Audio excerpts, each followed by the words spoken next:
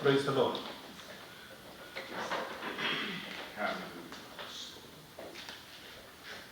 കർത്താവായ യേശു ക്രിസ്തുവിനോട് ശിഷ്യന്മാർ രണ്ട് കാര്യങ്ങളാണ് ആവശ്യപ്പെട്ടത്. ഒന്ന്, തങ്ങളെ പ്രാർത്ഥിക്കാൻ പഠിപ്പിക്കണമെന്നും രണ്ട്, തങ്ങളുടെ വിശ്വാസം വർദ്ധിപ്പിച്ചു തരണമെന്നും. മറ്റൊന്നും ആവശ്യപ്പെട്ടില്ല. അപ്പൊ ഈ യേശുവിൻ്റെ ജീവിതത്തെ ഏറ്റവും അടുത്ത് വീക്ഷിച്ച ശിഷ്യന്മാർക്ക് മനസ്സിലായി യേശുവിൻ്റെ വിജയത്തിന് രണ്ട് കാര്യങ്ങളാണുള്ളത്. ഒന്ന് അവന്റെ പ്രാർത്ഥന, രണ്ട് അവന്റെ വിശ്വാസം. അപ്പൊ ശിഷ്യന്മാർക്ക് മനസ്സിലായി ഇത് രണ്ടും പഠിച്ചാൽ തങ്ങൾക്ക് വിജയിക്കാൻ കഴിയും.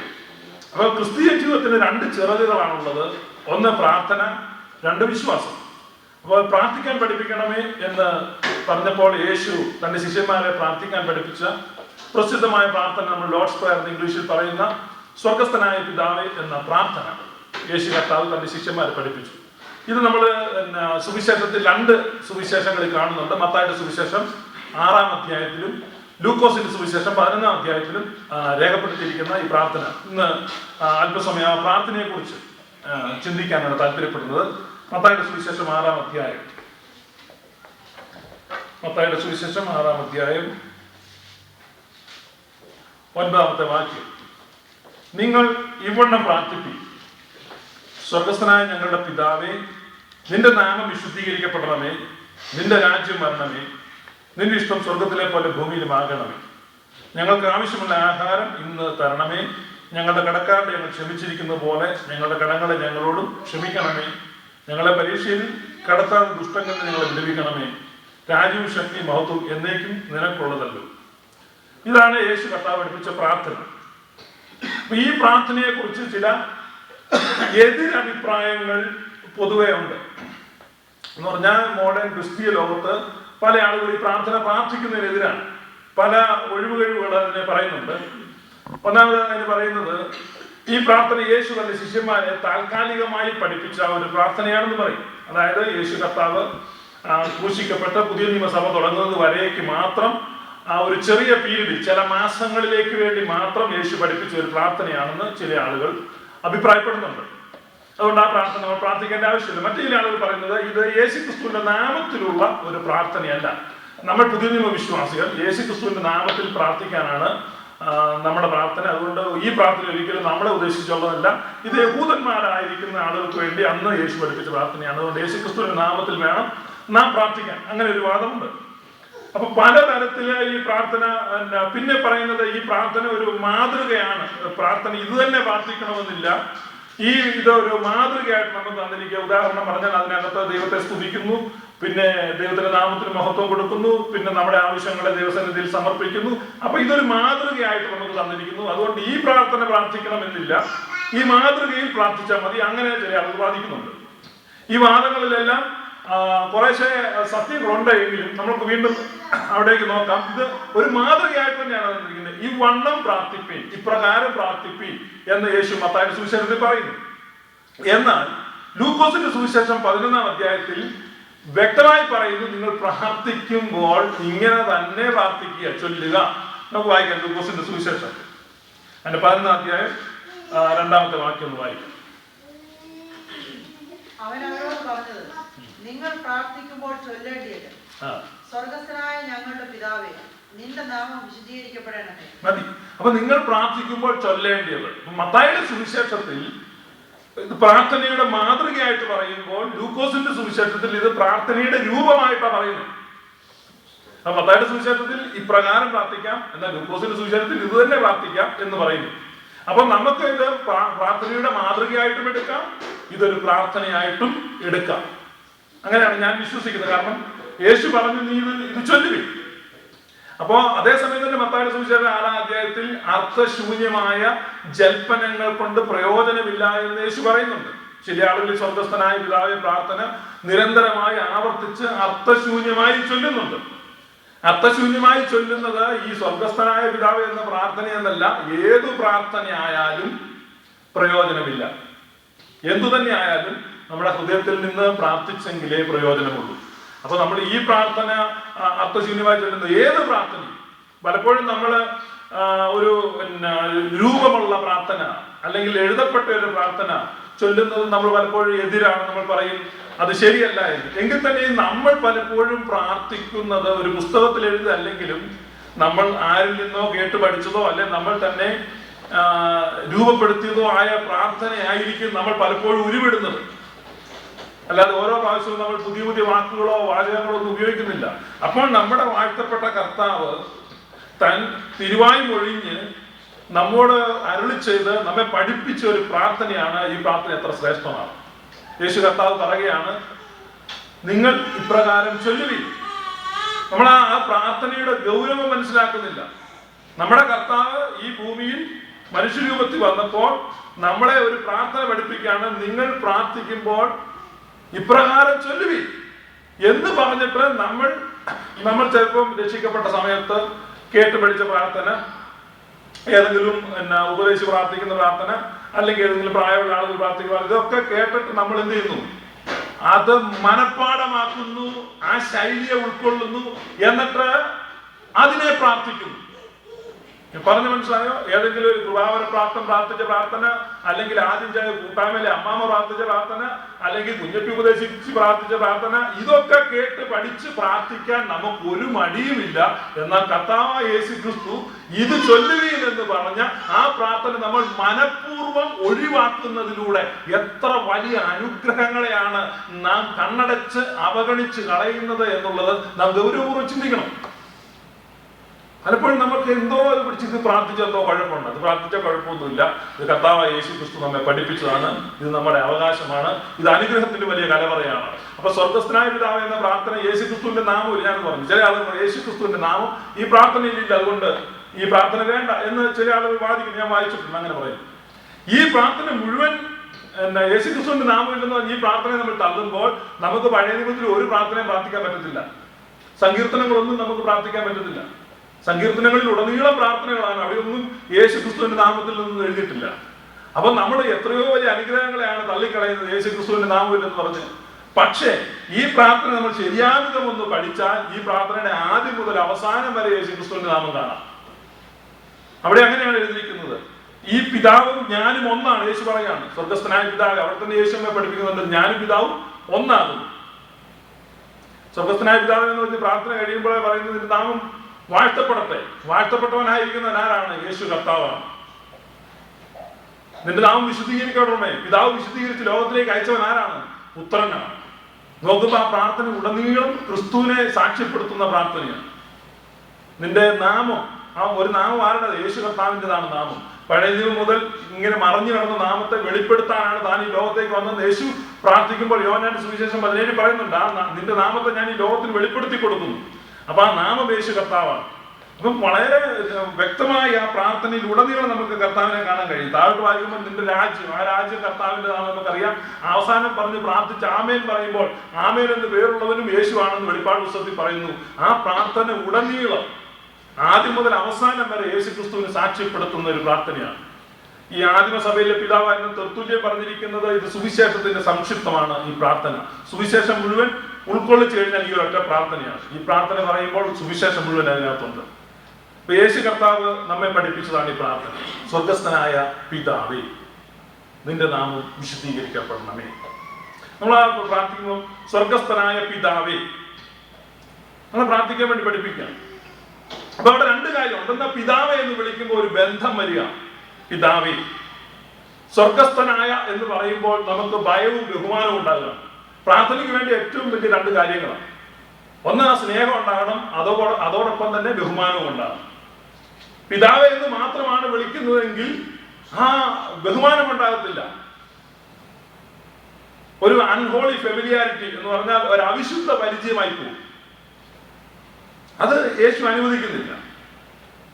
അതിപരിചയാൽ അവജ്ഞ ഉളവാകുമെന്ന് വില്യം ഷേക്സ്പിയർ പറഞ്ഞ പോലെ നമ്മൾ പിതാവേ പിതാവേ എന്ന് മാത്രം വിളിച്ച് പ്രാർത്ഥിക്കാനല്ല പഠിപ്പിച്ചിരിക്കുന്നത്. ആ പിതാവേ എന്ന് വിളിക്കുമ്പോൾ തന്നെ സ്വർഗ്ഗസ്ഥനായ എന്നൂടെ ചേർത്ത് വിളിക്കുകയാണ്. അപ്പൊ സ്വർഗ്ഗസ്ഥനായ എന്ന് പറയുമ്പോൾ അവന്റെ ഔന്നത്യം, അവന്റെ ആ മാഹാത്മ്യം, അവൻ എത്ര ഉന്നതനും എത്ര ഉയർന്നിരിക്കുന്നവനും എത്ര വലിയവനുമായ ദൈവമാണെന്ന് സ്വർഗ്ഗസ്ഥനായ എന്ന് പറഞ്ഞിട്ട് അപ്പോൾ അത് മാത്രമാണ് നമ്മൾ പറയുന്നെങ്കിലോ നമുക്ക് ഒരിക്കലും അടുത്തിയാലും പറ്റില്ല. നമുക്ക് പിന്നെ ഒരു ഭയവും ഒരു ഭീതിയും മാത്രമായിരിക്കും നമ്മിൽ അവശേഷിക്കുന്നത്. സ്വർഗസ്ഥനായ എന്ന് പറഞ്ഞു കഴിയുമ്പോൾ അതോടൊപ്പം അതിനെ ബാലൻസ് ചെയ്യുവാൻ പിതാവേ എന്ന് കൂടെ വിളിക്കുകയാണ്. ഇപ്പൊ സ്വർഗസ്ഥനായ പിതാവേ, സ്വർഗസ്ഥനായ എന്ന് വിളിക്കുമ്പോൾ ആ ഭയം വന്നു, ആ ബഹുമാനം വന്നു, ആ ആദരവ് വന്നു, ആ ആരാധന വന്നു, എല്ലാം തികഞ്ഞു വരികയാണ്. ദൈവത്തോടുള്ള ഭയവും ഭക്തിയും ബഹുമാനവും എല്ലാം അവിടെ വരുമ്പോൾ തന്നെ ആ പിതാവേ എന്ന് വിളിക്കുമ്പോൾ അതിനെ ബാലൻസ് ചെയ്യുകയാണ്. അവിടേക്ക് സ്നേഹം, കരുണ, വാത്സല്യം എല്ലാം വരികയാണ്. അപ്പോഴാണ് ബാലൻസ്ഡ് ആയിട്ട് നമ്മുടെ പ്രാർത്ഥന പോകുന്നത്. സ്വർഗസ്ഥനായ പിതാവേ അങ്ങനെ വിളിക്കാൻ നമ്മോട് പറഞ്ഞിരിക്കുന്നു. നമ്മൾ പ്രാർത്ഥിക്കുമ്പോൾ എപ്പോഴും പിതാവായ ദൈവത്തോട്, സ്വർഗസ്ഥനായിരിക്കുന്ന ദൈവത്തോട് ആ ഓഫീസിൽ അതിനാണ് നമ്മൾ അഡ്രസ് ചെയ്ത് പ്രാർത്ഥിക്കുന്നത്. സ്വർഗസ്ഥനായ ഞങ്ങളുടെ പിതാവേ. എത്ര ശ്രേഷ്ഠമായ പ്രാർത്ഥനയാണ് നമ്മെ പഠിപ്പിച്ചിരിക്കുന്നത്. അപ്പൊ നമ്മൾ ഹോശിയ പ്രവചന്റെ പുസ്തകം 14-ാം അധ്യായം 2-ാമത്തെ വാക്യം നമുക്ക് വായിക്കാം.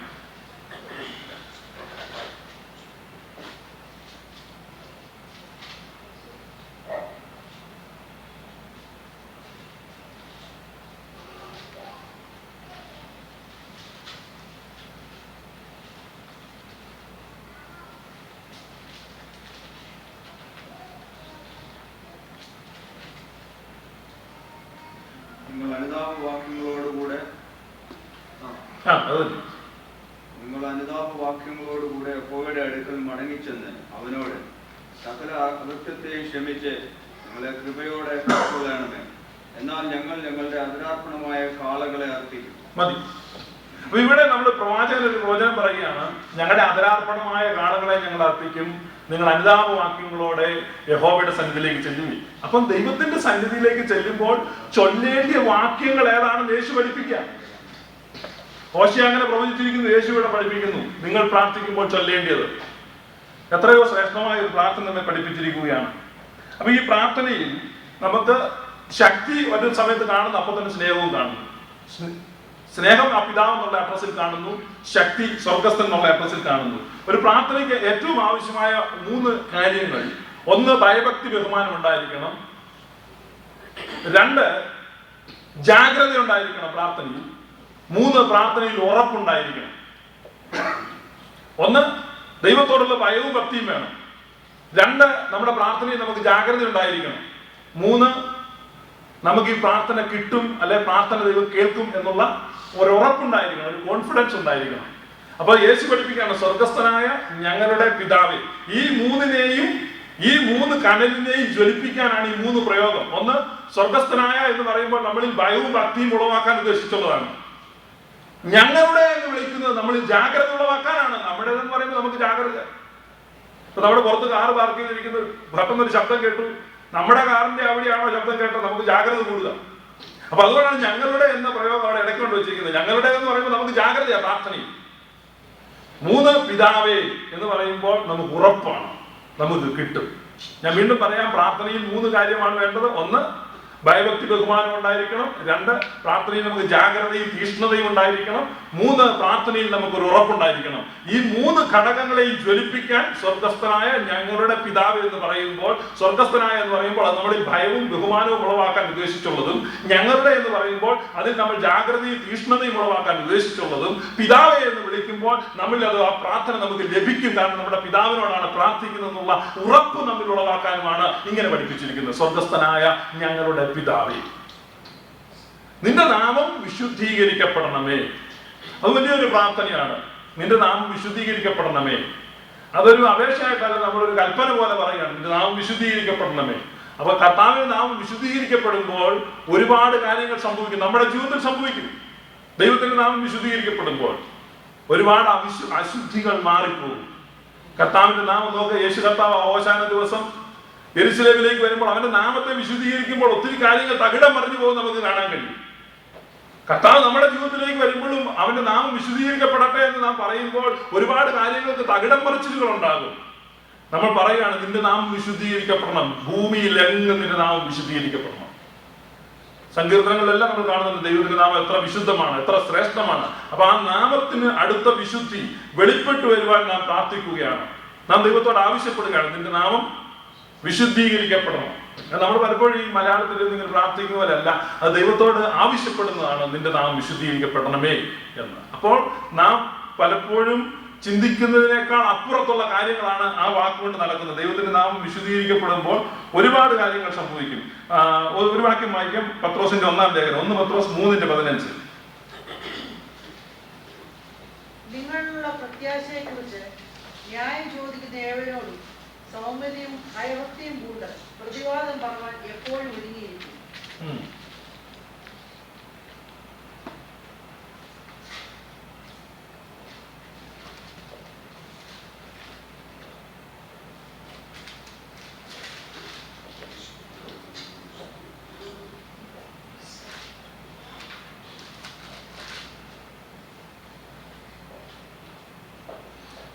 അത് 14-ാമത്തെ വാക്യം.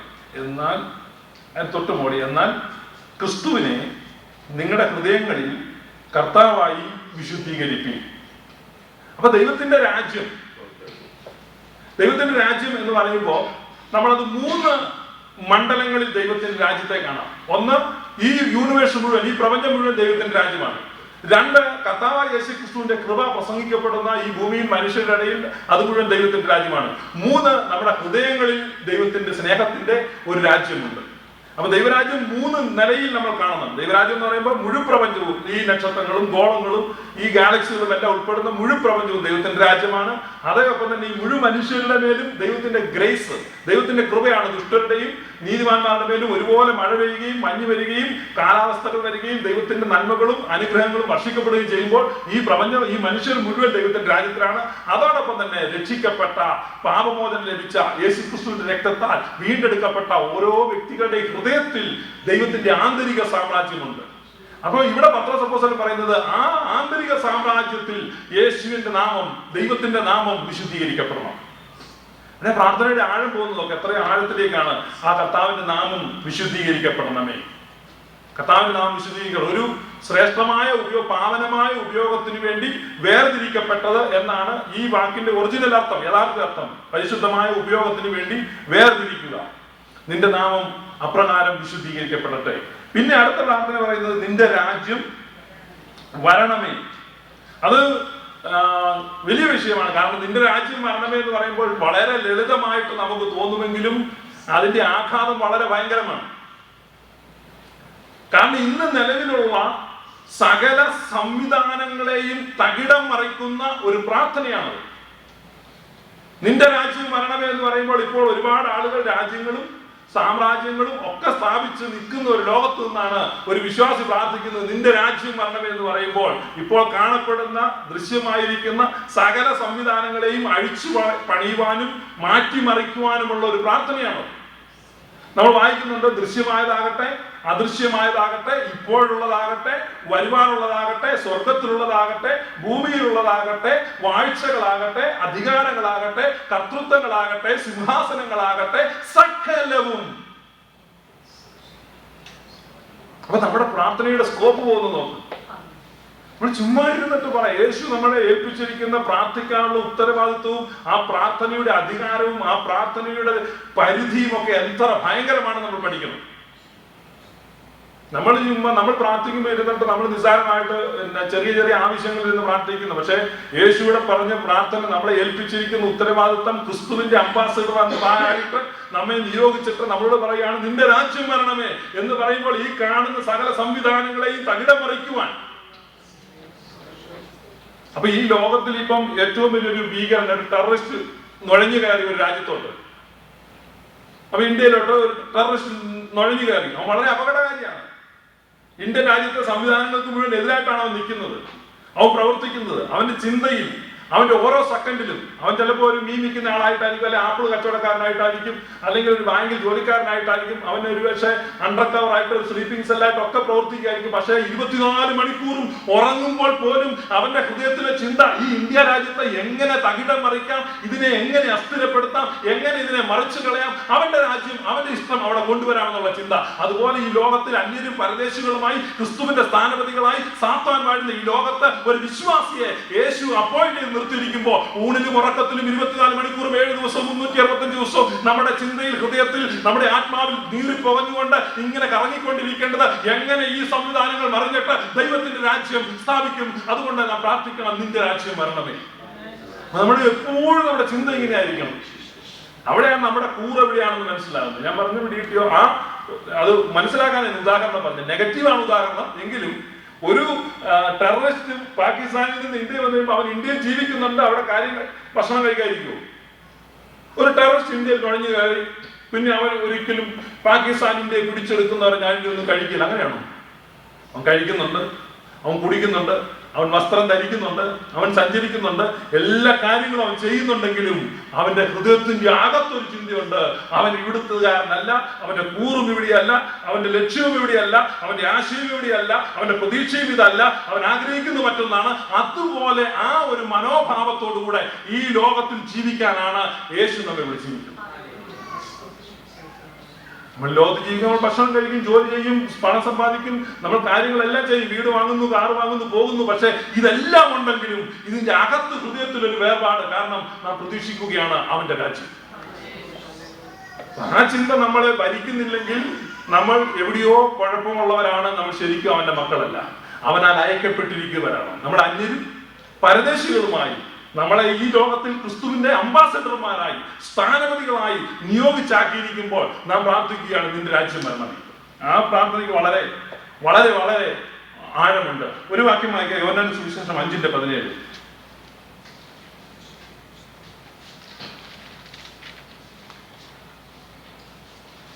യേശു അവരോട്, എന്റെ പിതാവ് ഇന്നുവരെയും പ്രവർത്തിക്കുന്നു, ഞാനും പ്രവർത്തിക്കുന്നു എന്ന് ഉത്തരം പറഞ്ഞു. മതി.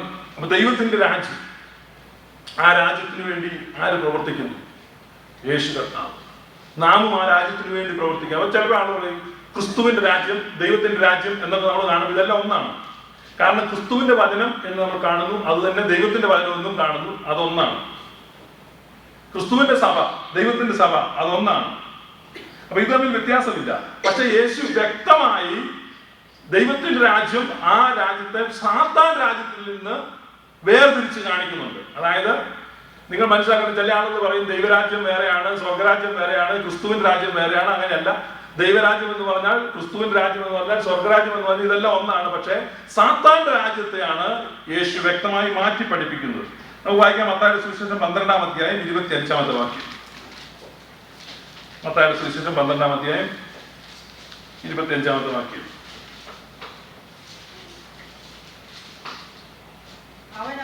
അവരുടെ നിരൂപണം അവരോട് പറഞ്ഞത്, ഒരു രാജ്യം തന്നിൽ തന്നെ ഛിദ്രിച്ചു എങ്കിൽ ശൂന്യമാകും, ഒരു പട്ടണമോ ഗൃഹമോ തന്നിൽ തന്നെ ഛിദ്രിച്ചു എങ്കിൽ നിലനിൽക്കയില്ല. സാത്താൻ സാത്താനെ പുറത്താക്കുന്നുവെങ്കിൽ അവൻ തന്നിൽ തന്നെ ഛിദ്രിച്ചു പോയല്ലോ, പിന്നെ അവന്റെ രാജ്യം എങ്ങനെ നിലനിൽക്കും? മതി. അപ്പൊ ഇവിടെയാണ് പറഞ്ഞത്, യേശു സാത്താൻ രാജ്യത്തെ വ്യക്തമായി കാണിക്കുകയാണ്. അപ്പൊ സാത്താൻ ഒരു രാജ്യമുണ്ട്, ഇരുട്ടിന്റെ രാജ്യം. എന്നാൽ സ്നേഹസ്വരൂപനായ പുത്രന്റെ വെളിച്ചത്തിന്റെ രാജ്യം എന്ന പൗലോസ് അപ്പോസ്തലൻ പറഞ്ഞു. പ്രകാശത്തിന്റെ, അനുഗ്രഹത്തിന്റെ, സന്തോഷത്തിന്റെ, വിടുതലിന്റെ, നന്മയുടെ, സൗഖ്യത്തിന്റെ, ക്ഷമയുടെ, പാപപരിഹാരത്തിന്റെ, ഉയർച്ചയുടെ, ദൈവത്തോടുള്ള ബന്ധത്തിന്റെ, അങ്ങനെ ഒരു രാജ്യം യേശു കർത്താവിനുണ്ട്. അത് സ്നേഹം, സന്തോഷം, സമാധാനം, പരിശുദ്ധാത്മാവിലൂടെ ആനന്ദപൂർണത, ഇങ്ങനെ ഒരു രാജ്യം. ആ രാജ്യത്തെ കുറിച്ചാണ് പറയുന്നത്, ആ രാജ്യം വരണമേ. ആ രാജ്യം എവിടെ വരും? 3 സ്ഥലത്ത്. ഞാൻ പറഞ്ഞല്ലോ, എവിടെ? മൊത്തം യൂണിവേഴ്സിൽ, മൊത്തം മനുഷ്യരുടെ ഇടയിൽ, പിന്നെ നമ്മുടെ ഹൃദയങ്ങളിൽ. അപ്പൊ 3 ലെവലിലാണ് ദൈവരാജ്യം. അപ്പൊ നമ്മുടെ ഹൃദയങ്ങളിലാണ് ആദ്യം ദൈവരാജ്യം സ്ഥാപിക്കപ്പെടുന്നത്. ആ ഹൃദയങ്ങളിൽ നിന്ന് മനുഷ്യരുടെ ഇടയിലേക്ക് അത് മാനിഫെസ്റ്റ് ചെയ്തു വരും. അത് കഴിയുമ്പോൾ മുഴുവൻ പ്രപഞ്ചവും രൂപാന്തരപ്പെടും. സർവ്വസൃഷ്ടിയും ഞരങ്ങി ഈറ്റുന്നതോടുകൂടെ ദൈവപുത്രന്മാരുടെ വെളിപ്പാടിന് വേണ്ടി ആശയോടെ മായയ്ക്ക് കീഴ്പ്പെട്ട് കാത്തിരിക്കുന്നു എന്നാണ് റോമാലേഖനത്തിൽ പറയുന്നത്. അപ്പൊ അങ്ങനെ കാത്തിരിക്കുന്ന ആ കാത്തിരിപ്പിലേക്ക് പോകുമ്പോൾ അതിനെ പ്രാർത്ഥിക്കാൻ നമ്മോട് പറയാം, നിന്റെ രാജ്യം വരണമേ. വളരെ ശക്തമായ പ്രാർത്ഥനയാണ്, നിന്റെ രാജ്യം വരണമേ.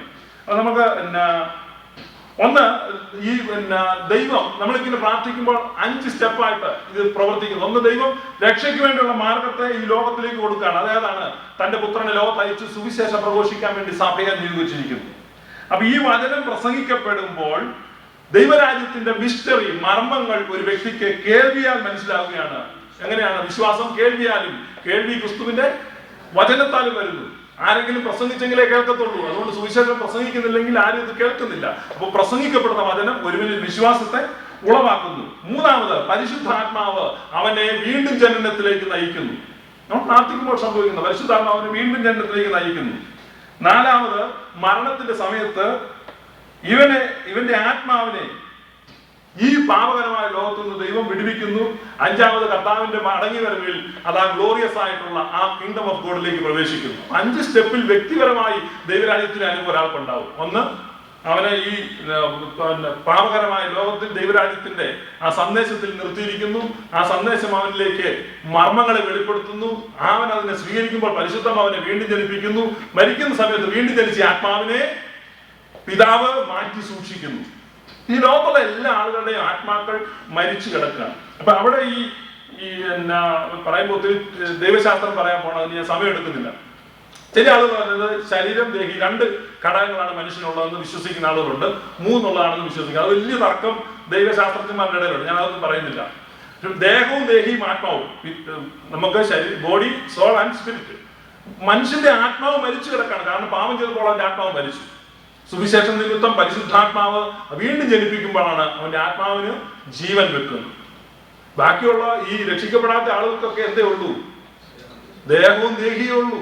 അവരുടെ ആത്മാവ് മരിച്ചു കിടക്കുകയാണ്. എന്നാൽ ആത്മാവ് ജീവൻ പ്രാപിച്ച ഒരു വ്യക്തിയുടെ ആത്മാവിനെ അവന്റെ മരണസമയത്ത് കർത്താവ് പ്രിസർവ് ചെയ്ത് വെക്കുകയും കർത്താവിന്റെ വരവെങ്കിൽ അവന്റെ രാജ്യത്തിലേക്ക് ആകുകയും ചെയ്യും. നിന്റെ രാജ്യം വരണമെന്നുള്ള പ്രാർത്ഥനയുടെ വേറെ ഒരു അളവ് ഞാൻ പറഞ്ഞതേ ഉള്ളൂ. അത് വളരെ ആഴമായ വിഷയമായിട്ട് അതിലേക്ക് പോകുന്നില്ല. അപ്പൊ 2 കാര്യങ്ങൾ നമ്മൾ പറഞ്ഞു. 3ാമത്, നിന്റെ ഇഷ്ടം സ്വർഗത്തിലെ പോലെ ഭൂമിയിലുമാകണമേ. അതൊന്നും ഞാൻ വിശദീകരിക്കാൻ സമയം എടുക്കുന്നില്ല. നിന്റെ ഇഷ്ടം സ്വർഗത്തിലെ പോലെ ഭൂമിയിലുമാകണമേ. ഇഷ്ടങ്ങളെ കുറിച്ചൊക്കെ നമ്മൾ ധാരാളം ക്ലാസ്സുകൾ കേൾക്കുന്നതാണ്. ഒന്ന്, അവന്റെ പ്രഖ്യാപിക്കപ്പെട്ട ഹിതമുണ്ട് ദൈവത്തിന്റെ, ഡിക്ലെയർഡ് വിൽ ഓഫ് ഗോഡ്, പിന്നെ പെർമിസീവ് വിൽ ഓഫ് ഗോഡ്. ഇങ്ങനെയൊക്കെ നമ്മൾ പല വിൽ ഓഫ് ഗോഡിനെ, ദൈവഹിതത്തെ പലതായിട്ടൊക്കെ നാം തിരിച്ചു പറയും. പക്ഷേ മറച്ചു വെക്കപ്പെട്ട ദൈവഹിതമുണ്ട്. സീക്രട്ട് വിൽ ഓഫ് ഗോഡ്, ദൈവം മറച്ചു വെക്കുന്ന ദൈവഹിതം. നമുക്ക് വ്യക്തിപരമായ നമ്മുടെ ജീവിതത്തിൽ ഒരു ദൈവഹിതമുണ്ട്. നമുക്ക് പലപ്പോഴും ഇതൊന്നും മനസ്സിലാകുന്നില്ല. ദൈവത്തിന് നമ്മളെ പറ്റി വ്യക്തമായ വ്യക്തിപരമായിട്ടുള്ള ഹിതം എന്താണ്? അപ്പൊ നമ്മൾ പ്രാർത്ഥിക്കുമ്പോൾ ഇതെല്ലാം വെളിപ്പെട്ട് വരാം. ഒരൊറ്റ വാക്ക്, നിന്റെ ഇഷ്ടം സ്വർഗത്തിലെ പോലെ ഭൂമിയിലുമാകണമേ. സ്വർഗത്തിൽ ദൈവഹിതം നടക്കാൻ ഒരു തടസ്സവുമില്ല. ഭൂമിയിൽ നമ്മുടെ ജീവിതത്തിൽ പോലും ദൈവഹിതം നടക്കാൻ 1000 തടസ്സങ്ങളാണ്. അപ്പൊ നമ്മൾ പ്രാർത്ഥിക്കുമ്പോൾ ഏറ്റവും കുറഞ്ഞ പക്ഷം നമ്മുടെ ജീവിതത്തിൽ ദൈവഹിതം നടക്കാനുള്ള തടസ്സങ്ങളെ മാറ്റാനാണ് നമ്മൾ പ്രാർത്ഥിക്കുന്നത്. നിന്റെ ഇഷ്ടം സ്വർഗത്തിലെ പോലെ. സ്വർഗത്തിൽ ദൈവത്തിന്റെ ഇഷ്ടത്തിന്റെ പ്രത്യേകത എന്താണ്? സ്വർഗത്തിൽ ദൈവത്തിന്റെ ഇഷ്ടം നടക്കാൻ യാതൊരുവിധ തടസ്സങ്ങളുമില്ല. എന്നാൽ ഭൂമിയിൽ തടസ്സങ്ങളേ ഉള്ളൂ. അപ്പൊ ഈ തടസ്സങ്ങൾക്കെതിരായിട്ടാണ് ആ പ്രാർത്ഥന, നിന്റെ ഇഷ്ടം സ്വർഗത്തിലെ പോലെ ഭൂമിയിലുമാകണം. നാം ഈ പ്രാർത്ഥനയുടെ 1ാമത്തെ ഭാഗം അവിടെ കൊണ്ട് തീരുകയാണ്. അതായത് ഈ പ്രാർത്ഥനയിൽ 7 അപേക്ഷകളാണ് യേശു പഠിപ്പിക്കുന്നത്. 7 പൂർണ്ണതയുടെ സംഖ്യയായിട്ടാണ് വേദപുസ്തകം പഠിപ്പിക്കുന്നത്. അപ്പൊ 7 അപേക്ഷകളാണുള്ളത്. ആദ്യത്തെ 3 ദൈവത്തോട് ബന്ധപ്പെട്ടതും അവസാനത്തെ 4 മനുഷ്യരോട് ബന്ധപ്പെട്ടതുമാണ്. ആദ്യത്തെ 3 നമ്മൾ കഴിഞ്ഞു. അതാണ് നിന്റെ നാമം വിശുദ്ധീകരിക്കപ്പെടണമേ, നിന്റെ രാജ്യം വരണമേ, നിന്റെ ഇഷ്ടം സ്വർഗത്തിലെ പോലെ ഭൂമിയിലുമാകണമേ. അവിടെ കൊണ്ട് അത് തീരുകയാണ്. അടുത്തത് മനുഷ്യന്റെ കാര്യം വരികയാണ്. മനുഷ്യന്റെ കാര്യം വരുമ്പോൾ എങ്ങനെയാ തുടങ്ങുന്നത്? ഇത് ഞാൻ പലപ്പോഴും പറയാറുണ്ട്. പണ്ട് ലണ്ടനിൽ വെച്ച് എൻ്റെ 2 കൂട്ടുകാര് ഈ വിസായിക്ക് പോയി. കൊറിയയിൽ യോങ്കിച്ചവന്റെ സഭ കാണാൻ. അപ്പം ഒരു പെന്തക്കോസ്തുകാരനും ഒരു മാർത്തോമക്കാരനായിരുന്നു. ഇവർ 2 കൂടെ വിസായിക്ക് വന്നപ്പോൾ കൊറിയയിൽ എംബസിയിൽ ഇരുന്ന് ചുമ്മാ പറഞ്ഞു, എവിടെ പോകാന്ന് വെച്ചപ്പോൾ യോങ്കിച്ചവന്റെ സഭ കാണാൻ വേണ്ടി പോകും. എന്നാൽ ലോർഡ്സ് പ്രേയർ എന്ന് പറയാൻ പറഞ്ഞു. സ്വർഗസ്വനായ പിതാവേ. മാർത്തോമക്കാരൻ പറഞ്ഞു, പെന്തക്കോസ്തുകാരൻ അറിയത്തില്ല. അപ്പൊ മാർത്തോമക്കാരന് വിസ കൊടുത്തു. എന്നിട്ട് അവിടെ കൊറിയക്കാരൻ പറഞ്ഞു, എടാ ലോർഡ്സ് പ്രേയർ പോലും അറിയാൻ മേലാത്ത നീ എന്തോ സഭ കാണാൻ നീ പോകേണ്ടത്. അപ്പൊ ഞാൻ പറഞ്ഞു, അറ്റ്ലീസ്റ്റ് ഇത് പഠിച്ചിരിക്കുന്നത് നല്ലതാണ്, നമ്മള് കൂടിയ ആളുകളാന്ന് പറഞ്ഞിരുന്നിട്ട് നടന്ന കാര്യമാണ്. അപ്പൊ ഇത് ഇവിടെ നമുക്ക് ചിലപ്പോൾ അറിയത്തില്ല. അപ്പൊ അടുത്ത എങ്ങനെ തുടങ്ങുന്നത്? മനുഷ്യന്റെ കാര്യം ആർക്കെങ്കിലും അറിയോ? ഈയിടെ രക്ഷിക്കപ്പെട്ടവർക്ക് ചിലപ്പോൾ അറിയാൻ പറ്റും. അതാ എന്നതാ നോക്കണം. സ്വർഗസ്ഥനായ ഞങ്ങളുടെ പിതാവേ, രാജ്യം വരണമേ, നിന്റെ ഇഷ്ടം സ്വർഗത്തിലെ പോലെ ഭൂമിയിലുമാകണമേ. പിന്നെ ഞങ്ങൾക്ക് ആവശ്യമുള്ള ആഹാരം അതാത് ദിവസം ഞങ്ങൾക്ക് തരണമേ. അപ്പൊ ഈ മനുഷ്യന്റെ ആവശ്യങ്ങൾ പ്രാർത്ഥിക്കാൻ പഠിപ്പിക്കുമ്പോൾ യേശു മനുഷ്യന്റെ ശരീരത്തിന്റെ ആവശ്യം, ദേഹിയുടെ ആവശ്യം, ആത്മാവിന്റെ ആവശ്യം 3 പഠിപ്പിക്കുന്നുണ്ടോ? ആത്മീയമായ ചില കാര്യങ്ങൾ നമ്മുടെ ആവശ്യങ്ങൾ അവിടെ പ്രാർത്ഥിപ്പിക്കുന്നുണ്ട്. പക്ഷേ നോക്കണം, 4 അപേക്ഷയാണ് മനുഷ്യനെ സംബന്ധിച്ച്. 4 അപേക്ഷ. ഈ 4 അപേക്ഷയിൽ ഒന്നാമത് ഏതാണ്? ഒന്നാം സ്ഥാനം ഏതാ? എന്തോ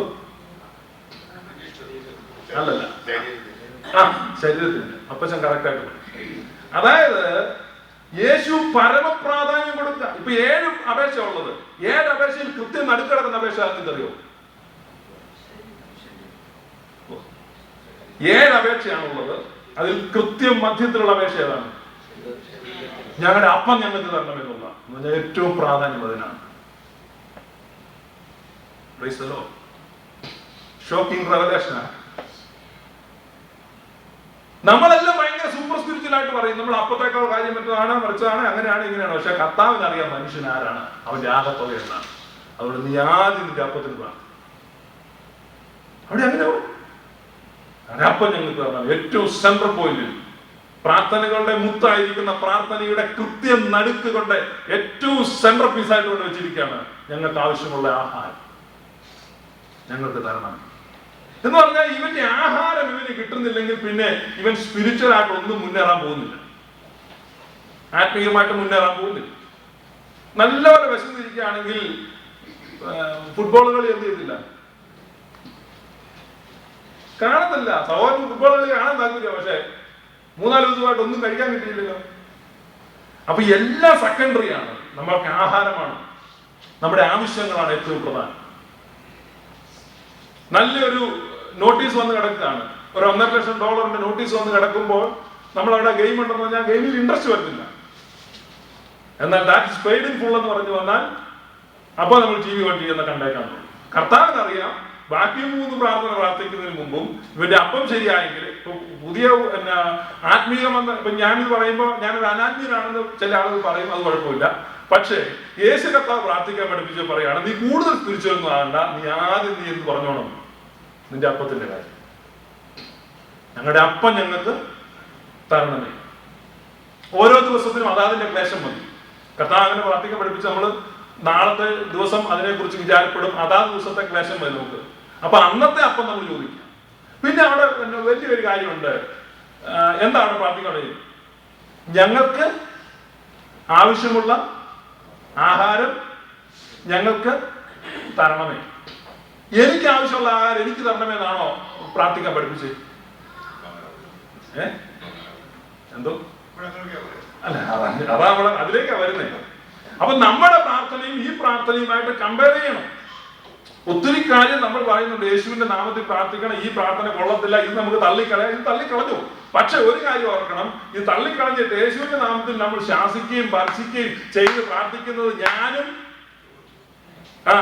എന്റേതും എനിക്കും എന്നാണോ പ്രാർത്ഥിക്കുന്നത്? യേശു അങ്ങനെ പ്രാർത്ഥിക്കാൻ പഠിപ്പിച്ചില്ല. നമ്മളെങ്ങനെ പ്രാർത്ഥിക്കുന്ന ഒരാളെന്നെ ചോദിച്ചു, എന്തിനാ പ്രാർത്ഥിക്കുന്നത്? ഇഷ്ടംപോലെ ആഹാരം ഫ്രിഡ്ജിൽ ഇരിപ്പുണ്ട്, ഫ്രീസറിലാണെങ്കിൽ അടുത്ത കൊല്ലം വരെ ഉള്ളത് ഇരിപ്പുണ്ട്, ബാങ്കിലാണ് പൈസയുണ്ട്, പിന്നെ എന്തിനാ പ്രാർത്ഥിക്കുന്നത്? ഉൽപ്പത്തി പുസ്തകം 19 കണ്ട് വളരെ സമ്പന്നമായിട്ടിരുന്ന ലോത്തിന്റെ കുടുംബം ഒരൊറ്റ തീ ഇറങ്ങി അവന്റെ മുഴുവൻ ചെയ്തു വെന്തുപോയി. അപ്പൊ അങ്ങനെ അസ്ഥിരമായ ലോകത്താണ് നമ്മൾ ജീവിക്കുന്നത്. സകലതും ദൈവത്തിൻ്റെതാണ്, ഭൂമി മുഴുവൻ എനിക്കുള്ളതാണ്, സകല വെള്ളിയും പൊന്നും എന്റേതാണ്, സകലതും ദൈവത്തിൻ്റെതാണെന്ന് ദൈവം ആവർത്തിച്ച് പറയുമ്പോൾ ഇത് മുഴുവൻ ദൈവത്തിന്റെ വകയാണ്. നിന്റെ ഫ്രിഡ്ജിലിരിക്കുന്നതും നിന്റെ ഫ്രീസറിലിരിക്കുന്നതും നിന്റെ ബാങ്കിൽ കിടക്കുന്നതും സകലതും ദൈവത്തിൻ്റെതാണ്. അതുകൊണ്ട് ഓരോ ദിവസവും നാം അവനോട് അനുവാദം ചോദിക്കണം, അവനിൽ പൂർണ്ണമായി ആശ്രയിച്ച് ജീവിക്കണം. അതാ കർത്താവ് ആഗ്രഹിക്കുന്നത്. ഒരുമിച്ച് അങ്ങ് പ്രാർത്ഥിക്കുകയല്ല, ഒറ്റ പ്രാർത്ഥന മതില്ല. കർത്താവ് എന്റെ ആയുസ്സിന്റെ അവസാനം വരെ എനിക്ക് കഴിക്കാനുള്ള ആഹാരം തരണമേ, ആമേൻ. പിന്നെ പ്രാർത്ഥിക്കുകയുള്ളൂ. അപ്പൊ അനുദിനം നമ്മൾ പ്രാർത്ഥിക്കണമെന്നും ഓരോ ദിവസവും നാം കർത്താവിൽ ആശ്രയിച്ച് അവനോടുള്ള ബന്ധത്തിൽ മുന്നേറണമെന്നും യേശു ആഗ്രഹിക്കുന്നു. അതിനെ നമ്മൾ അങ്ങനെ പ്രാർത്ഥിക്കാൻ പഠിപ്പിച്ചു. ഓരോ ദിവസവും അതാതിന്റെ ക്ലേശം മതി. ഇപ്പൊ എന്റെ ചെറുപ്പത്തിലാണെങ്കിൽ ഏറ്റവും വലിയ ആഡംബരം എന്ന് പറയുന്നത് ഒരു പന്ത, പിന്നെ അല്ലെങ്കിൽ ഈ തെങ്ങിന്റെ മടൽ കൊണ്ട് 2 കൊമ്പ് വെച്ച് ഒരു കാള ഉണ്ടാക്കി കിട്ടിയ ഒരു കൊച്ചിന് വലിയൊരു ആഡംബരം. ഇത്രയൊക്കെ ഉള്ള ഇന്നത്തെ ആവശ്യം അതല്ല. ഇന്നിപ്പോ ഒരു പക്ഷെ നിങ്ങളുടെ കൊച്ചിന് ചിലപ്പോൾ ലാപ്ടോപ്പ് വേണമായിരിക്കും, അല്ലെങ്കിൽ മോഡേൺ ടാബ്ലറ്റ് വേണമായിരിക്കും. അപ്പൊ അതുകൊണ്ടാണ് യേശു പറഞ്ഞത്, അതൊന്നും തെറ്റാണല്ല ഞാൻ പറഞ്ഞത്. ഓരോ ദിവസവും നിന്റെ ആവശ്യങ്ങൾ ഡിഫറന്റ് ആയിരിക്കും, വ്യത്യസ്തമായിരിക്കും. എന്നാൽ ഏത് ആവശ്യത്തെയും മീറ്റ് ചെയ്യുവാൻ കഴിവുള്ള ഒരു പിതാവിനെ പരിചയപ്പെടുത്തിയിട്ട് യേശു പറയാണ്, നീ അന്നത്തെ ആവശ്യം പ്രാർത്ഥിച്ചു, അന്ന് അതിനെ തരുവാൻ കർത്താവ് കഴിവുള്ളവനാണ്. അപ്പൊ അവിടെ നമ്മൾ മനസ്സിലാക്കേണ്ടത്, ഓരോ ദിവസവും വ്യത്യസ്തമായ ആവശ്യങ്ങൾ നമുക്ക് വരും. ആഹാരം എന്ന് പറയുമ്പോൾ ആഹാരം മാത്രമല്ല, നമ്മുടെ എല്ലാ ആവശ്യങ്ങളെയുമാണ് അതിനകത്ത് ഉൾപ്പെടുത്തിയിരിക്കുന്നത്. ഉദാഹരണം പറഞ്ഞാൽ മക്കളുടെ അപ്പം നായ്ക്കുട്ടികൾക്ക് കൊടുക്കുന്നത് യോഗ്യമല്ലെന്ന് യേശു പറയുന്നുണ്ട്. എന്തിനെ കുറിച്ചാണ് പറയുന്നത്? രോഗസൗഖ്യത്തെ കുറിച്ചാണ് പറയുന്നത്. ഒരു പുറജാതിക്കാരത്തി സ്ത്രീ വന്നിട്ട് യേശുവിനോട് പറയുന്നു, കർത്താവ് എന്റെ മകളെ സൗഖ്യമാക്കണമേ എന്ന് പറയുമ്പോൾ യേശു അവളോട് പറയാണ്, മക്കളുടെ അപ്പം നായ്ക്കുട്ടികൾക്ക് കൊടുക്കാൻ പാടില്ല എന്ന് പറഞ്ഞാൽ ബ്രെഡ് ഓഫ് ചിൽഡ്രൻ, കുഞ്ഞുങ്ങളുടെ അപ്പം എന്ന് യേശു വ്യക്തമായി പറയാണ്. അപ്പൊ ഈ ബ്രെഡ് ഏതാണ്? രോഗശാന്തിയാണ്, രോഗസൗഖ്യമാണ്. രോഗസൗഖ്യത്തെ യേശു അപ്പം എന്നാണ് പറയുന്നത്. നമ്മുടെ ഭൗതിക ആവശ്യങ്ങൾ അതെല്ലാം അപ്പമാണ്. അല്ല, അപ്പം എന്ന് പറയുമ്പോൾ നമ്മുടെ ഫുഡ് മാത്രമല്ല, നമ്മുടെ വസ്ത്രം, നമ്മുടെ പാർപ്പിടം, നമ്മുടെ ഓരോ അനുദിന ജീവിതത്തിലെ എല്ലാ ആവശ്യങ്ങളും, അതിനെ മൊത്തമാണ് ഈ അപ്പം എന്ന് വിവക്ഷിക്കുന്നത്, അല്ലാതെ ഭക്ഷണം മാത്രമല്ല. അങ്ങനെ വ്യാഖ്യാനിക്കുന്ന ആളുകളുണ്ട്. വല്ലതും കഴിച്ചും കുടിച്ചും കിടക്കാൻ മാത്രമേ കർത്താവ് വരുന്നത്. അത്ര ദരിദ്രമായിട്ടൊന്നുമല്ല പഠിപ്പിച്ചിരിക്കുന്നത്. അപ്പം എന്ന് പറയുമ്പോൾ നമ്മൾ അതിന്റെ അന്നത്തെ ആ പശ്ചാത്തലം മനസ്സിലാക്കാത്തതുകൊണ്ടാണ്. അപ്പം എന്ന് പറയുമ്പോൾ നമ്മുടെ സകല ആവശ്യങ്ങളെയും പ്രാർത്ഥിക്കാൻ, അതാണ് ഏറ്റവും പ്രധാനമായി പ്രാർത്ഥിക്കേണ്ടത്. അത് ലഭിച്ചെങ്കിൽ മാത്രമേ അടുത്തത് കിട്ടത്തുള്ളൂ. ഞാൻ പറയുന്നത് മനസ്സിലായ? പത്രം വായിക്കണേ പോലും നമ്മൾ എന്ത് ചെയ്യണം? വയറ് നിറഞ്ഞിരിക്കണം, നമ്മുടെ കാര്യങ്ങളെല്ലാം ഓക്കെ ആയിരിക്കണം. അപ്പൊ നാം എങ്ങനെ ഇരിക്കണമെന്ന് ദൈവം ആഗ്രഹിക്കുന്നു. പ്രിയനെ, നിന്റെ ആത്മാവ് ശുഭമായിരിക്കുന്നത് പോലെ നീ സകലത്തിലും ശുഭമായും സുഖമായും ഇരിക്കണമെന്ന് ഞാൻ. നമ്മളെ കുറിച്ചുള്ള ആഗ്രഹം നമ്മൾ അങ്ങനെയല്ല ആഗ്രഹിക്കുന്നത്. നമ്മൾ കർത്താവിന് വേണ്ടി കുറെ ത്യാഗം സഹിച്ചേക്കാം എന്നൊക്കെ കരുതി വല്ലാതെ ആയി പോകും. യേശു കർത്താവ് പ്രാർത്ഥനയുടെ സെൻട്രൽ പീസായിട്ട് കൊണ്ടുവച്ചിട്ട് പ്രാർത്ഥിക്കാൻ നമ്മളെ പഠിപ്പിക്കുകയാണ്. ഞങ്ങൾക്ക് ആവശ്യമുള്ള ആഹാരം ഞങ്ങൾക്ക് തരണമേ. പിന്നെ അടുത്തത്, അപ്പൊ അതിനകത്ത് ഈ ഇംഗ്ലീഷിൽ പ്രാർത്ഥിക്കുമ്പോൾ അവിടെ and forgive us our debts എന്ന് കാണാം. ഒരു എന്ന് പറഞ്ഞാൽ അത് give us our daily bread എന്ന് പറഞ്ഞിട്ട് നിർത്തുകയല്ല. give us our daily bread and forgive us our debts എന്ന് പറഞ്ഞാൽ ആൻഡ് എന്ന് ചേർത്ത് വെച്ചിരിക്കുക. ഇതിനെ രണ്ടിനും കൂടെ കൂട്ടിച്ചേർത്താണ് നിൽക്കുന്നത്. എന്ന് പറഞ്ഞാൽ അപ്പം കിട്ടിയാൽ മാത്രം പോരാ, ഞങ്ങളുടെ കടങ്ങളെ ഞങ്ങളോട് ക്ഷമിക്കുകയും ചെയ്യണമേ. ഇപ്പൊ നിങ്ങൾ ഒരു ഭാവനയെ കണ്ടു നോക്കി, ജയിലിൽ കിടക്കുന്ന ഒരാളെ തൂക്കിക്കൊല്ലാൻ വിധിച്ചിരിക്കുക. അപ്പൊ അവൻ ഈ അവസാനത്തെ ആഗ്രഹമുണ്ട്. നമ്മൾ ഈ കണ്ണൂർ ജയിലിലൊക്കെ ചെല്ലും, അവസാനത്തെ ആഗ്രഹം, അല്ലെങ്കിൽ അവിടെ ഏറ്റവും നല്ല ഫുഡാണ് അവൻ പ്രൊവൈഡ് ചെയ്യുന്നത്. ജയിലിൽ തൂക്കിക്കൊല്ലാൻ വേണ്ടി നിർത്തിയിരിക്കുക, ഏറ്റവും നല്ല ഫുഡ്. അപ്പൊ അവൻ പറയണ നല്ലൊരു ഡ്രസ്സ്, അവൻ നല്ലൊരു ഡ്രസ്സ്. അപ്പൊ ഫുഡ് കിട്ടുന്നുണ്ട്, നല്ല ഡ്രസ്സ് കിട്ടുന്നുണ്ട്, പക്ഷെ എന്തെങ്കിലും പ്രയോജനമുണ്ടോ? എന്തെങ്കിലും പ്രയോജനമുണ്ടോ? അതുകൊണ്ടാണ് ആണ്ട് പ്രാർത്ഥനയെ ചേർത്ത് പിടിപ്പിച്ചിരിക്കുന്നത്. എന്ന് പറഞ്ഞാൽ ഈ ലോകത്തിൽ ഏതെല്ലാം സുഖ സൗകര്യങ്ങൾ ഉണ്ടെങ്കിലും, ഭക്ഷണം, പാർപ്പിടം, വസ്ത്രം, ആരോഗ്യം, നന്മകൾ, സകല വിനോദോപാധികളും എല്ലാം ലഭിക്കുന്ന ഒരു വ്യക്തിയാണെങ്കിലും അവന്റെ പാപം ക്ഷമിക്കപ്പെട്ടില്ലെങ്കിൽ അവൻ തൂക്കിക്കൊല്ലാൻ വിധിക്കപ്പെട്ട ഒരു കൊലപ്പുള്ളി ജയിലിൽ ഭക്ഷണം കഴിക്കുന്ന പോലെ മാത്രമേ ഉള്ളൂ. അതുകൊണ്ട് ആ പ്രാർത്ഥനയെ കണക്ട് ചെയ്ത് വെച്ചിരിക്കുന്നു. ഗിവ് എന്ന് മാത്രമല്ല യേശു പ്രാർത്ഥിക്കാൻ പഠിപ്പിച്ചത്, ഫോർഗീവ് എന്നുകൂടെ പ്രാർത്ഥിക്കാൻ പഠിപ്പിക്കുകയാണ്. ഗിവ് മാത്രമല്ല, forgive. Give our food, forgive our debts. അപ്പൊ ഭക്ഷണം മാത്രം കിട്ടിയാൽ പോരാ, നമുക്ക് ഈ ലോകത്തിൽ ഭൗതിക നന്മകൾ മാത്രം, അത് ഒന്നാമത് പ്രാർത്ഥിച്ചോ, പക്ഷെ നീ അതിനോട് ചേർത്ത്, അത് ഫുൾ സ്റ്റോപ്പ് ഇട്ടിട്ട് അടുത്ത പ്രാർത്ഥനയല്ല, അതിനോട് ചേർത്ത് പഠിപ്പിക്കുകയാണ് ഞങ്ങളുടെ കടങ്ങൾ ഞങ്ങളോട് ക്ഷമിക്കണം. എങ്ങനെ ഞങ്ങളുടെ കടങ്ങൾ ഞങ്ങളോട് ക്ഷമിക്കേണ്ടത്?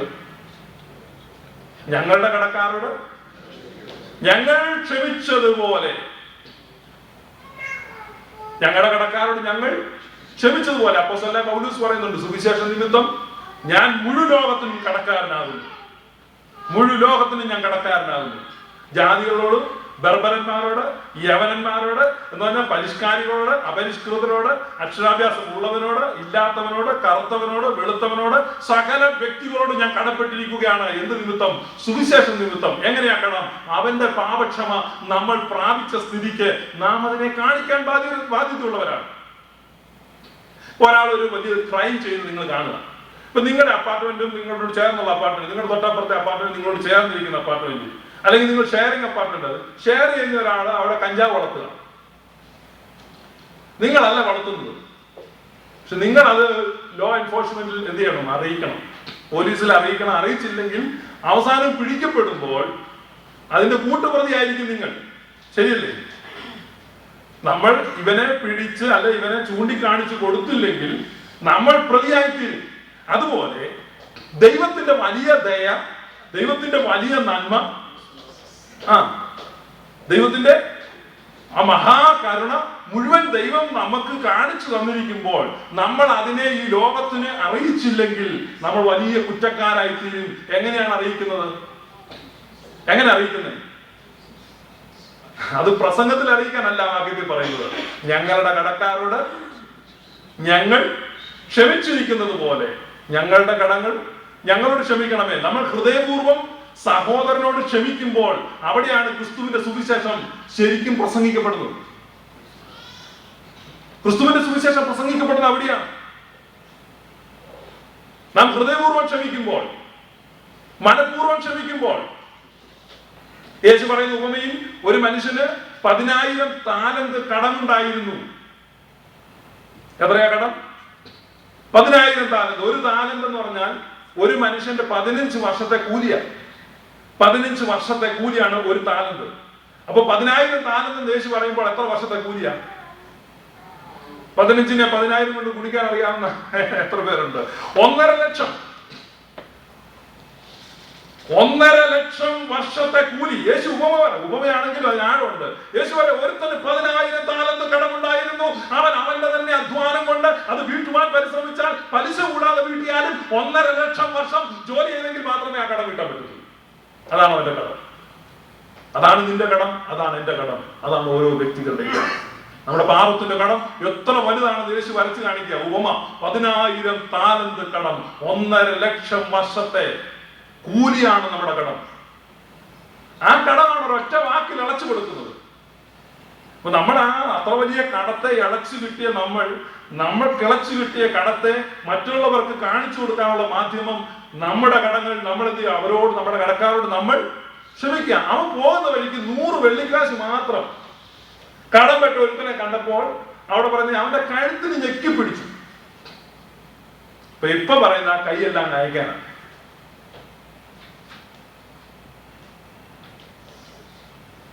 ഉപമേന കാര്യമല്ല ഞാൻ പറഞ്ഞു. നമ്മൾ എവിടെയെല്ലാം കൈ വെച്ചിട്ടുണ്ടോ, ആരുടെയെല്ലാം കഴുത്താലാണോ ഇന്ന് നിന്റെ കൈ ഇരിക്കുന്നത്, ആ കൈ അയക്കണം. അതാണ് യേശു ആവശ്യപ്പെടുന്നത്. പലരുടെയും കഴുത്താൽ നമ്മൾ എന്ത് ചെയ്തിരിക്കുക? ഇറുക്കി പിടിച്ചിരിക്കുകയാണ്. വെറും 100 വെള്ളിക്കാശുകാരന്റെയും 50 വെള്ളിക്കാശുകാരന്റെയും 10 വെള്ളിക്കാശുകാരന്റെ ഒക്കെ കഴുത്താൽ വെച്ചിരിക്കുന്ന കൈ അയച്ചിട്ട് കൈ ഉയർത്തി പ്രാർത്ഥിക്കണം. ഞങ്ങളുടെ കടക്കാരോട് ഞങ്ങൾ ക്ഷമിച്ചതുപോലെ ഞങ്ങളുടെ കടങ്ങൾ ഞങ്ങളോട് ക്ഷമിക്കണം. അവിടെയാണ് ആ അർത്ഥപൂർണമായ ആ പ്രാർത്ഥനയിലേക്ക് നമ്മൾ വരുന്നത്. അതുകൊണ്ട് തന്നെ ആയിരിക്കും പലപ്പോഴും നമുക്ക് ഈ പ്രാർത്ഥന ഇഷ്ടമില്ലാത്തത്. ഞങ്ങളുടെ കടക്കാരെ ഞങ്ങൾ ക്ഷമിച്ചതുപോലെ ഞങ്ങളുടെ കടകൾ ഞങ്ങളോട് ക്ഷമിക്കണമേ. ഞങ്ങളെ പരീക്ഷയിലേക്ക് പ്രവേശിപ്പിക്കരുത്. ദൈവം ആരെയും ദോഷങ്ങളാൽ പരീക്ഷിക്കുന്നില്ല. യാക്കോബ് 1-ാമത്തെ അധ്യായത്തിൽ തന്നെ യാക്കോബ് പറയുന്നു, ദൈവം ആരെയും ദോഷങ്ങളാൽ പരീക്ഷിക്കുന്നില്ല. പരീക്ഷിക്കുന്നുവെങ്കിലും അവൻ തന്റെ മോഹങ്ങളിൽ പരീക്ഷിക്കപ്പെടുന്നു. എങ്കിലും ദൈവം ചിലപ്പോൾ നമ്മൾ പരിശോധിക്കാൻ സാധ്യതയുണ്ട്. അത് രണ്ടാണ്, നെഗറ്റീവായിട്ടും പോസിറ്റീവായിട്ടും. നമ്മൾ ഓർക്കണം, ദൈവത്തെ ചിലർ പരീക്ഷിക്കുന്നുണ്ട്, എന്നാൽ ദൈവത്തെ പരീക്ഷിച്ചോളാം ദൈവം പറയുന്നുണ്ട്. അത് രണ്ടാണ്, നെഗറ്റീവ് ഉണ്ട്, പോസിറ്റീവ് ഉണ്ട്.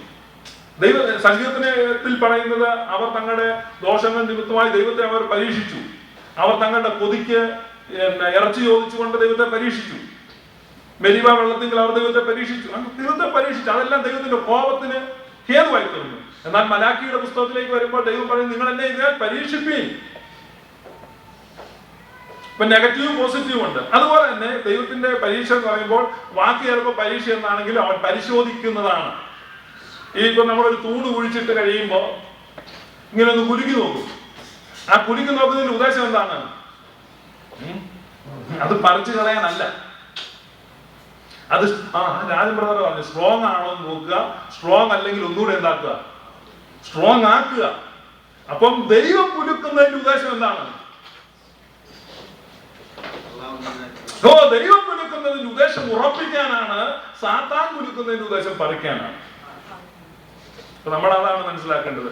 നമ്മള് ദൈവം ഇങ്ങനെ കുലുക്കി നോക്കിയാൽ കുലുക്കി പറിച്ചൊന്നും കളയത്തില്ല. കുലുക്കിയിട്ട് കുലുങ്ങുന്നുണ്ടെങ്കിൽ അതിനെ ഉറപ്പിക്കും. അതുകൊണ്ട് ദൈവമാ കുലുക്കുന്നെങ്കിൽ നാം എന്ത് ചെയ്യണം? ധൈര്യമായിട്ടിരിക്കണം. അത് നമ്മൾ വിവേചിച്ചറിയണം. ചിലപ്പോൾ സാത്താന്റെ ചെലവിൽ ദൈവം നമ്മളെ ഒന്ന് പരീക്ഷിച്ചെന്നും ഇരിക്കും.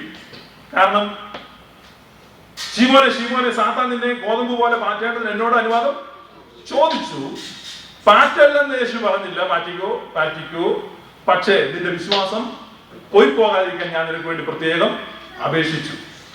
കർത്താവ് പ്രാർത്ഥിച്ചു, നമ്മുടെ വിശ്വാസം പോകരുത്. കാറ്റ് ചിലപ്പോൾ അടിക്കും, അപ്പൊ അതിനെല്ലാം പറന്നു പോക്കോളും, നമ്മൾ അവിടെ നിലനിൽക്കും. അപ്പൊ അതാണ് അടുത്ത വാക്യം പറയുന്നത്. എന്താ അടുത്ത വാക്യം? ദുഷ്ടനിൽ നിന്ന് ഞങ്ങളെ രക്ഷിച്ചു കൊള്ളണമേ. Keep us from all evil, every kind of evil.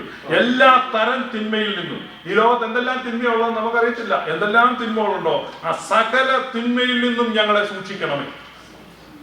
സകല തിന്മയിൽ നിന്നും സൂക്ഷിക്കാൻ കഴിവുള്ളവനാണ് നമ്മുടെ ദൈവം. ഒരിടത്തും ദൈവത്തിന് ബലഹീനത ഉണ്ടാകുന്നില്ല. എല്ലാ തിന്മയിൽ നിന്നും നമ്മൾ പ്രതീക്ഷിക്കും. നമ്മൾ ചിലപ്പോൾ ഓർക്കും ഇതൊന്നും നടക്കുന്ന കാര്യമില്ല, ഇത് വലിയ പ്രശ്നമാണ്, നമ്മുടെ പ്രാപ്തിക്ക് മീതിയുള്ള കാര്യം. ശരിയാണ്, നമ്മുടെ പ്രാപ്തിക്കും നമുക്ക് പിടിച്ചു നിൽക്കാനും കഴിയാത്ത സാഹചര്യമായിരിക്കും, അത്ര വലിയ വെല്ലുവിളിയായിരിക്കും. പക്ഷെ എല്ലാ തിന്മയിൽ നിന്നും ദൈവത്തിന് സൂക്ഷിക്കാൻ കഴിയും. അതുകൊണ്ടാണ് പറഞ്ഞത്, ഞങ്ങളെ എല്ലാ തിന്മയിൽ നിന്നും ഞങ്ങളെ കാത്തുകൊള്ളണമേ. അടുത്ത തന്നെ വായിക്കുന്നേ.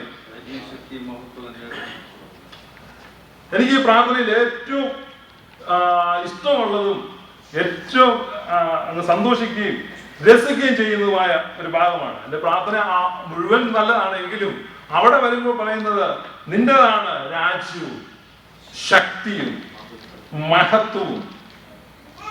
അടുത്തന എന്നേക്കും നിനക്കുള്ളതാകും. ദൈവത്തിന് അവർ നമ്മളോട് പറയാം, നിന്റേതാണ് രാജ്യം, നിന്റേതാണ് ശക്തി, നിന്റേതാണ് മഹത്വം, സകല അധികാരവും നിന്റേതാണ്.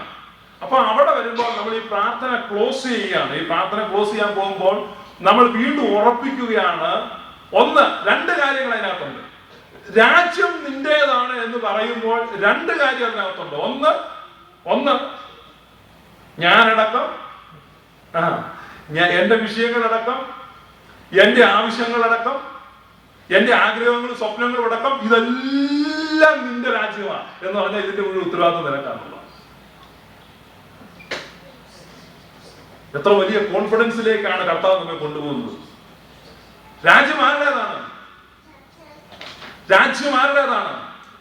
ദൈവത്തിൻ്റെതാണ്. യുദ്ധം ആരുടേതാണ്? യഹോവയുടേതാണ്. നിന്റെ ഭാരം ആരുടേതാണ്? ആ യഹോവയുടെ മേൽ വെച്ചുകൊള്ളുക. സകല ചിന്താഗതികളെയും അവന്റെ മേൽ ഇട്ടുകൊള്ളുക.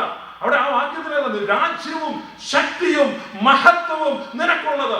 അപ്പൊ എന്ന് പറഞ്ഞാൽ രാജ്യം കർത്താവേ നിന്റേതാണ് എന്ന് പറഞ്ഞാൽ എനിക്കിനി ഒരു കെയറിന്റെ ആവശ്യമില്ല, ഒരു ആകുലതയുടെയും ആവശ്യമില്ല, ഒരു ഉത്കണ്ഠകളുടെയും ആവശ്യമില്ല, ഒരു ഭാരത്തിന്റെയും ആവശ്യമില്ല. ഈ രാജ്യം ദൈവത്തിൻ്റെതാണ്. എന്റെ വിഷയങ്ങൾ ദൈവത്തിൻ്റെതാണ്. എന്റെ ആഗ്രഹങ്ങളും സ്വപ്നങ്ങളും എന്റെ പ്രതികൂലങ്ങളും എന്റെ പ്രതിസന്ധികളും എനിക്കുള്ള യുദ്ധങ്ങളും എല്ലാം ദൈവത്തിൻ്റെതാണ്. അവിടെ പറയുന്നത് രാജ്യവും, അടുത്തത് ശക്തിയും മഹത്വവും. അടുത്തത് അപ്പൊ എന്റെ വിഷയങ്ങളെല്ലാം ദൈവത്തിന്റെ, ആ ഉറപ്പ് നമുക്ക് കിട്ടുന്നു. അടുത്തത് എന്നാന്നറിയാമോ? രാജ്യം നിന്റേതാന്ന് പറയുമ്പോൾ അടുത്തത് നമുക്കൊരു ഉറപ്പാണ്. എന്താ? സകലതും അവന്റേതായതുകൊണ്ട് അവൻ ഇത് നിവർത്തിപ്പാൻ ശക്തൻ. നമ്മൾ ഉറപ്പിക്കുകയാണ്. രാജ്യം അവന്റേതായതുകൊണ്ട് അവൻ ഈ വിഷയങ്ങൾ താല്പര്യപൂർവ്വം ഇടപെടും, കാരണം ഈ വിഷയമെല്ലാം അവന്റേതാണ്. രാജ്യം അവന്റേതായതുകൊണ്ട് അവൻ ഒന്നും അസാധ്യമാവുകയില്ല, അവൻ എല്ലാം ചെയ്യാൻ കഴിയും. ഒരൊറ്റ വാക്യത്തെ രണ്ടർത്ഥമാണ്. നമ്മൾ പറയാണ് രാജ്യം നിന്റേതാണെന്ന് നമ്മൾ പ്രഖ്യാപിക്കുമ്പോൾ പറയാണ്, എന്റെ വിഷയങ്ങൾ എനിക്ക് ഒരു ഉറപ്പുണ്ട്, എന്റെ വിഷയങ്ങൾ എന്റേതല്ല, ഇതെന്റെ ദൈവത്തിൻ്റെതാണ്, അതുകൊണ്ട് ദൈവം ഇത് ചെയ്യുമെന്നുള്ള ഉറപ്പിലേക്ക് നമ്മൾ വരുമ്പോൾ രണ്ടാമത്തെ ഉറപ്പ്, രാജ്യം ദൈവത്തിൻ്റെതായതുകൊണ്ട് അവൻ ഒന്നും അസാധ്യമാവുകയില്ല. ഈ ഏബിൾ ഫോർ എനിത്തിങ്, അവൻ എല്ലാം ചെയ്യാൻ കഴിവുള്ളവനാണ്, അവൻ അത് ചെയ്യും. അപ്പൊ നമ്മളിത് പ്രാർത്ഥിക്കുമ്പോൾ അവിടെ വരുമ്പോൾ നമ്മൾ അങ്ങ് ആവേശത്തിന്റെ കൊടുമുടി വരണം. രാജ്യവും ശക്തിയും മഹത്വവും എന്നേക്കും എന്ന് പറഞ്ഞാൽ കുറച്ചു നാളത്തേക്കല്ല, ടെമ്പററി അല്ല. ഇന്ന് ലോകത്തുള്ള അധികാരങ്ങളെല്ലാം ടെമ്പററി ആണ്. ഇപ്പോൾ ഒബാമ ഇവിടെ ആയെങ്കിൽ തന്നെ മാസങ്ങൾ കഴിഞ്ഞു, കൗണ്ട് ഡൗൺ തുടങ്ങി കഴിഞ്ഞു. 3 കൊല്ലം കഴിയുമ്പോഴുള്ള ഇലക്ഷനെ പറ്റി ആളുകൾ ചിന്തിക്കാൻ തുടങ്ങി. ഇന്ത്യയിൽ ഇപ്പൊ ഉടനെ ഇലക്ഷൻ വരികയാണ്. സകല സാമ്രാജ്യങ്ങളും സിംഹാസനങ്ങളും അധികാരങ്ങളും കർത്തൃത്വങ്ങളും എല്ലാം താൽക്കാലികമായിരിക്കുമ്പോൾ നിലനിൽക്കുന്നതും മാറാത്തതും അഴിഞ്ഞു പോകാത്തതുമായ രാജ്യം അവൻ്റെത് മാത്രം മാത്രമാ. അതുകൊണ്ട് പറയാ forever, ever and ever, എന്നും എന്നേക്കും ഈ രാജ്യം നിന്റേതാണ്. രാജ്യവും ശക്തിയും മഹത്വവും എന്നേക്കും നിനക്കുള്ളതാകുന്നു. പിന്നെ നമ്മൾ എന്ത് പറയുന്നേ? ആമേൻ. ആമേൻ എന്ന് പറയുമ്പോൾ ഇതിനെ മുഴുവൻ നമ്മൾ ഉറപ്പിക്കുകയാണ്. ആദ്യം പറഞ്ഞത് മുതൽ അവസാനം പറഞ്ഞത് വരെ സകല കാര്യങ്ങൾക്കും ഉറപ്പായിട്ട് പറയാം ആമേൻ. രാജ്യവും ശക്തിയും മഹത്വവും എന്നേക്കും നിനക്കുള്ളതാകുന്നു. ആമേൻ. നമുക്ക് എത്ര അനുഗ്രഹിക്കപ്പെട്ട പ്രാർത്ഥനയാണെന്ന്. അപേക്ഷകൾ 3 ദൈവത്തോട് ബന്ധപ്പെട്ട്, 4 മനുഷ്യനോട് ബന്ധപ്പെട്ട്. 10 കൽപ്പനകൾക്കകത്തും അങ്ങനെയാണ്. ആദ്യത്തെ 4 ദൈവത്തോടും അവസാനത്തെ 6 മനുഷ്യനോടും. ഇപ്പം ദൈവത്തോട് ബന്ധപ്പെട്ട് 3, മനുഷ്യനോട് ബന്ധപ്പെട്ട് 4. കൃത്യം നടുക്ക് കിടക്കുന്നു, ഞങ്ങളുടെ അപ്പം ഞങ്ങൾക്ക് തരണമേ. പിന്നെ അവസാനം പറയുന്നു രാജ്യവും ശക്തിയും മഹത്വവും എന്നേക്കും നിനക്കുള്ളതാകുന്നു. ആമേൻ. പ്രാർത്ഥന തുടങ്ങുന്നത് എങ്ങനെയാണ്? പിതാവേ എന്ന് വിളിച്ചു തുടങ്ങുന്ന പ്രാർത്ഥന എങ്ങനെയാണ് അവസാനിക്കുന്നത്? പ്രാർത്ഥന തുടങ്ങുമ്പോൾ ദൈവം ആരാണ്? ദൈവം പിതാവാണ്. പ്രാർത്ഥന തീരുമ്പോൾ ദൈവം ആരാണ്? രാജാവാണ്. മുഴുവൻ സുവിശേഷവും അതിനകത്ത്. പ്രാർത്ഥന തുടങ്ങുമ്പോൾ ഈ ദൈവം ആരാണ്? പിതാവാണ്. പ്രാർത്ഥന തീരുമ്പോൾ സകല അധികാരവും സകല മഹത്വവും സകല ശക്തിയുമുള്ള സർവാധികാരിയായ രാജാവാണ്. ഒരു പിതാവെന്ന നിലയിൽ നാം ദൈവത്തെ പരിചയപ്പെട്ട് ഈ പ്രാർത്ഥന ആരംഭിക്കുമ്പോൾ നമ്മുടെ ജീവിതത്തിൽ അവൻ രാജാവായി തീരുന്നു. അവൻ നിത്യമായ രാജ്യത്തിലേക്ക് മാറുന്നു. സ്വർഗസ്ഥനായ ഞങ്ങളുടെ പിതാവേ, അങ്ങയുടെ നാമം വിശദീകരിക്കപ്പെടണമേ, അങ്ങയുടെ രാജ്യം വരണമേ, അങ്ങയുടെ ഇഷ്ടം സ്വർഗത്തിലെ പോലെ ഭൂമിയിലും ആകണമേ. ആദ്യത്തെ 3 പ്രാർത്ഥന കൃത്യം നടുക്ക് നമ്മൾ പറയാണ് ഞങ്ങൾക്ക് ആവശ്യമുള്ള ആഹാരം. നിങ്ങളുടെ ആവശ്യങ്ങൾ സ്തോത്രത്തോടെ ദൈവത്തോട് അറിയിക്കത്രേ വേണ്ടത്. നമ്മുടെ ആവശ്യങ്ങൾ എന്തായിരുന്നാലും, രോഗസൗഖ്യമാകട്ടെ, സാമ്പത്തിക പ്രശ്നങ്ങളാകട്ടെ, നമ്മുടെ ആവശ്യങ്ങൾ എന്തായിരുന്നാലും ഈ നാം ഒരുമിച്ച് സ്തോത്രത്തോടെ ദൈവത്തിന്റെ സന്നിധിയിൽ അറിയിക്കുമ്പോൾ ഒരുറപ്പുണ്ട്, രാജ്യവും ശക്തിയും മഹത്വവും അവൻ്റെതായതുകൊണ്ട് അവനത് ചെയ്യും, അവനത് ചെയ്യാൻ കഴിയും. അവൻ സ്നേഹമുള്ള പിതാവാണ്, അവൻ സ്വർഗസ്ഥനാണ്, അവൻ അധികാരമുണ്ട്, വിഷയങ്ങൾ അവൻ്റെത് കൂടിയാണ്. നാം അവന്റെ ജനമാണ്, അവന്റെ കൈക്കീഴിലെ ആടുകളാണ്. അതുകൊണ്ട് അവൻ നമ്മുടെ വിഷയങ്ങളിൽ താല്പര്യപൂർവ്വം ഇടപെടും. ഇത് ചെയ്യുവാൻ അവൻ ശക്തൻ എന്ന് ഉറച്ച് ഇരുന്നുകൊണ്ട് നാം ഒരുമിച്ച് പറയണം ആമേൻ. എന്തുകൊണ്ടെന്നാൽ രാജ്യവും ശക്തിയും മഹത്വവും എന്നേക്കും നിനക്കുള്ളതാകുന്നു. ആമേൻ. 3 നിമിഷം ദൈവത്തെ സ്തുതിക്കാം.